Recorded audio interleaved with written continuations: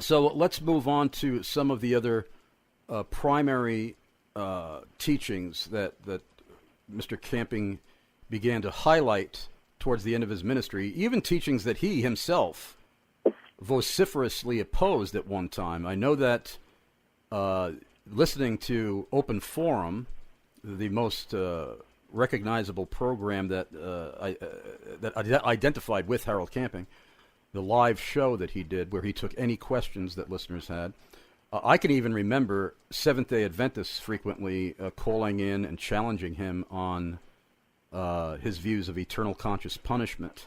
And then he eventually came to deny those teachings themselves and became a believer in annihilation. But if you could tell us about some of these primary teachings where he went far from the biblical mark. Wow, that's a big topic. Where do you start in something like that? Yeah, Mr. Camping, when I first met him, he had a unique, already then in the 80s, he believed in the deeper spiritual meaning in the Bible.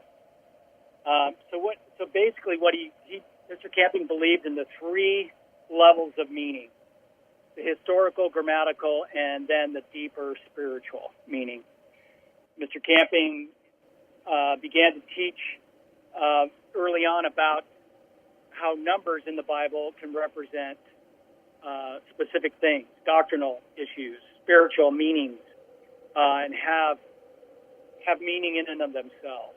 And so he began to assemble this together, and it really was, Mr. Camping created a biblical structure, and that, with specifically around the end of the church age,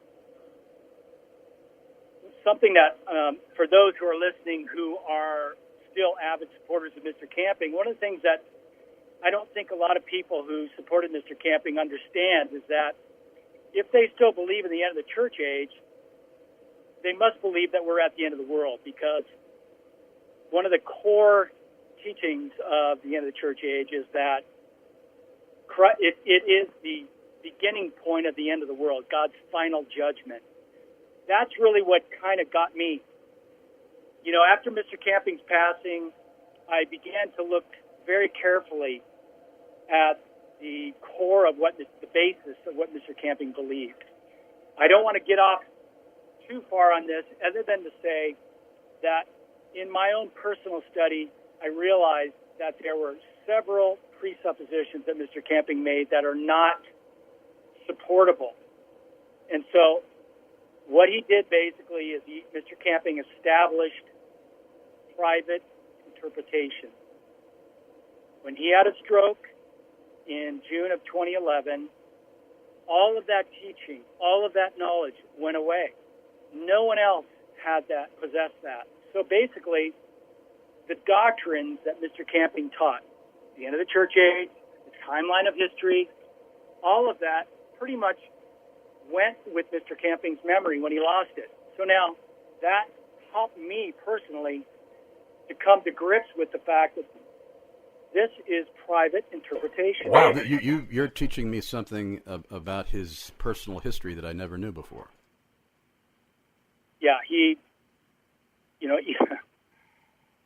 Mr. Camping kept saying, the fact is, he would say that repeatedly. He believed it himself. Mr. Camping, being with him, the way I spent a lot of time with him, he genuinely believed that the world would end and that Christ would come for his church on May 21, 2011. So it wasn't an act. It wasn't a publicity stunt. But one of the things that I recall on May 23rd, the following Monday, after the prediction came and went, Mr. Camping had a press conference. I was there with him in that room, and one of the things that struck me was Mr. Camping was, though he was shell-shocked, though he was, you could see, visibly drained, he was as stalwart and as defiant as ever. Nothing changed in him. He thought, well, We made a mistake, yes. But then he shifted and talked about, May 21 being a silent judgment or a silent coming of Christ. And that did it for me. I began to think there's something wrong here. Yeah, that sounds like Jehovah's Witness teaching.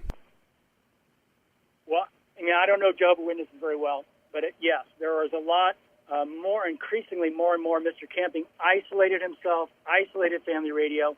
He was not open to hearing anything, anyone, any other idea outside of his own. He did surround himself with a cadre of people who did encourage him. In fact, found scriptures that would help to shore up what he believed. But on sometime in June, I forget the date, he had a major stroke. And that was it. All of that came crashing down. And then the Lord took him in December of 2013. But one of the things I want to mention about Mr. Camping, in my private conversations with him after, one of the things he did say to me privately is, Tom, I'm grateful for God's forgiveness.